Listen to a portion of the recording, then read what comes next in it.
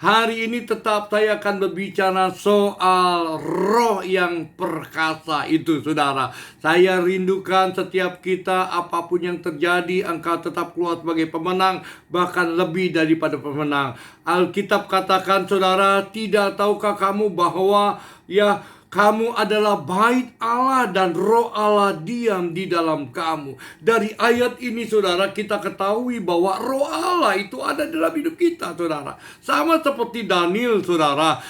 Roh Allah juga ada dalam hidupnya, sehingga dia menjadi perkasa rohnya, saudara. Ingat, roh yang ada di dalam kamu itu jauh lebih besar dari setiap roh-roh yang ada di dalam dunia ini. Kalau roh yang ada dalam diri kita itu jauh lebih besar, maka saya yakin, saudara, rohmu itu adalah roh yang perkasa. Katakan haleluya. Nah, permasalahannya kembali, saudara, mari kita rawat roh yang perkasa itu, saudara. Supaya kenapa? Supaya engkau tetap perkasa, saudara. Supaya apa? Supaya engkau bisa menghadapi setiap tantangan yang terjadi dalam hidupmu, saudara.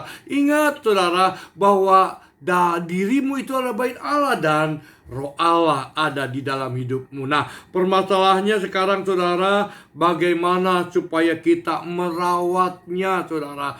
Apa yang harus kita lakukan untuk kita merawatnya, saudara.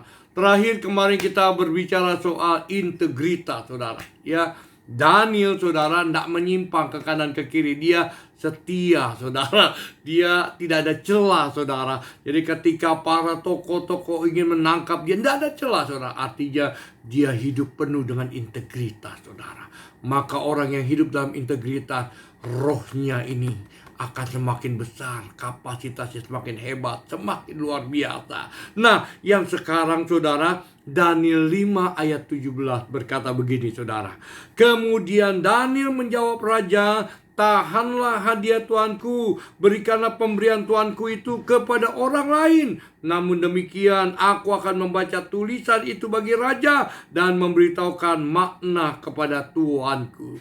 Jadi pada saat itu, saudara, dibuat sayembara, karena dia melihat ada tulisan, saudara, yang tertulis di tembok pada saat itu. Dan raja tidak menyebutkan apa tulisannya dan apa artinya. Tetapi Daniel, saudara, diminta oleh Tuhan, diminta oleh Nebukadnezar untuk tolong kasih tahu apa arti dan apa yang aku lihat dalam penglihatan itu.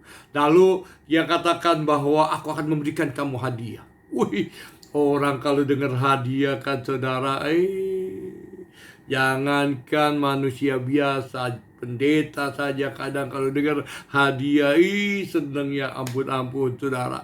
Tetapi hadiah yang dibagi ini, saudara, nggak sembarangan, saudara. Hadiahnya dahsyat luar biasa, saudara. Tetapi yang menarik di sini, saudara,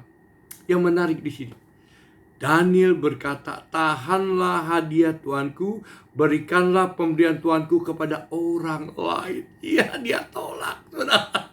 Dia tolak, saudara. Hadiah yang akan diberikan raja.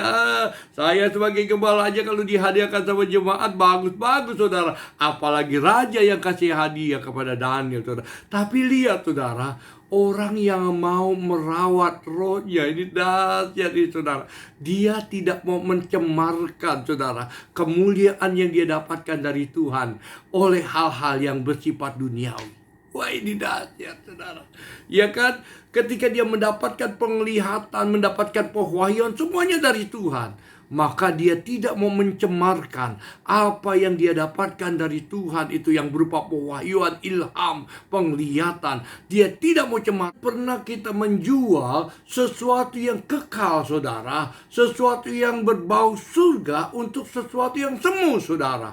Jangan hidup kita diorientasikan hanya untuk hal-hal yang duniawi, saudara. Nah, Daniel, saudara, dia berani berkata, tahan, berikan kepada orang lain. Karena dia tahu, saudara, Alkitab katakan dalam 1 Timotius yang ke-6 ayat yang ke-10, akar segala kejahatan ialah cinta uang. Sebab orang memburu segala uang, beberapa orang telah menyimpang dari iman dan menyiksa dirinya dengan berbagai-bagai duka. Oleh karena itu, saudara, untuk merawatnya, saudara, roh yang perkasa itu, jangan berorientasi kepada hal yang duniawi. Biarlah kita berorientasi kepada yang kekal. Jangan cemarkan sesuatu yang kekal hanya kepada sesuatu yang semu. Selamat pagi. Tuhan memberkati kita semuanya. Shalom.